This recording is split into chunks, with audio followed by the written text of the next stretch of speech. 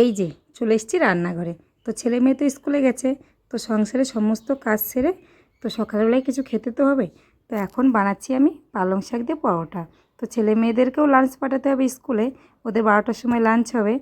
তো তার আগেই আমাকে এটাকে বানাতে হবে, আর সকালবেলায় আমরাও নাস্তা করে নেব, আর ওদেরকেও লাঞ্চে এটাই পাঠাবো। আর ওই জন্য আমি এখন পালং শাক দিয়ে পরোটা বানিয়ে নিচ্ছি, কারণ ছেলে মেয়ে তো সবজি খেতে চায় না।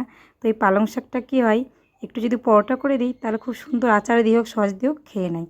তো দেখো আমি এইভাবে বানিয়ে নিয়েছি।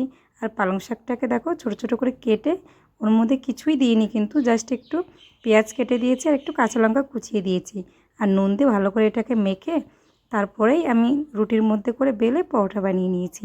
আর দেখো পরোটাগুলো কিন্তু দেখতে খুব সুন্দর হয়েছে, আর খেতেও কিন্তু দারুণ লাগে।